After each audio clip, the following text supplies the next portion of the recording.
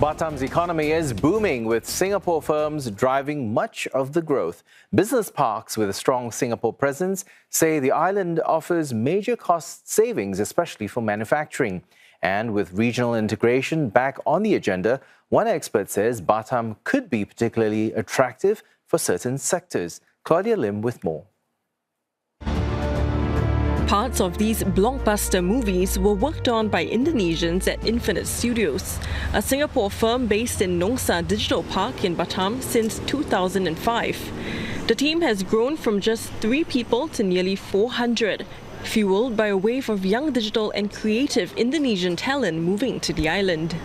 For us as a creative company, we really were lucky to be able to tap into the possibility of expanding into more cost-efficient real estate and having that abundance of talent. That's how we're able to grow our business. The park not only hosts Indonesian firms but also overseas players from Singapore outfits to tech giants like Apple and Infineon. The park gives them a base to offshore lower-cost work to the region. Many firms are also training new talent as the tech sector looks for new bases amid the AI boom. Central to this push are 13 data centers in the 166-hectare park, with more coming. With data centers comes the infrastructure of power, water, and connectivity. Now, being in that ecosystem and having that accessibility to power, water consistently, right, gives a lot of, I would say, confidence to a lot of businesses to know that, they're probably going to experience less power outages, they're going to have more connectivity, and they're in a safe environment. Another industrial park is Batam Indo, owned by Singapore-listed Galleon Venture and focused on electronics. Singapore firms here also use the twinning model, with manufacturing here and other functions like R&D kept in Singapore. The proximity to Singapore gives firms quick access to its top-tier seaports and airport. Opened in 1990, the park is expanding and has grown by more than a third since 2021. Batam Indo sits within the Batam Free Trade Zone. Besides the FTZ are 5 special economic zones, including Nongsa, with the others focused on health, electronics and aviation.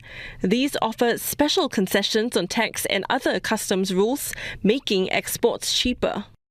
Indonesia's Batam, Bintan and Karimun Islands, Malaysia's Johor and Singapore form the Sejori Growth Triangle, a vision in the late 1980s to integrate trade and investments.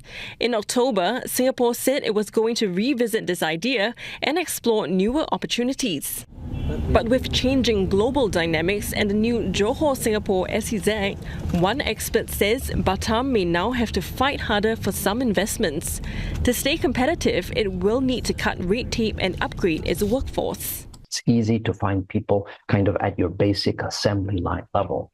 But if it comes to be more sophisticated, when you're really talking about, let's say, like a diploma level or an undergraduate level, that's where things are more difficult.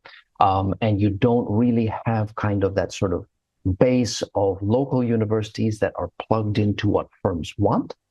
He feels AI could also cut popular outsourced roles such as digital bookkeeping and data analytics, though it's still early to tell. Ultimately, he says Batam would likely appeal to more established manufacturing companies, e-commerce players and creatives. Still, Singapore remains Batam's top investor, pouring in $632 million in the first half of the year.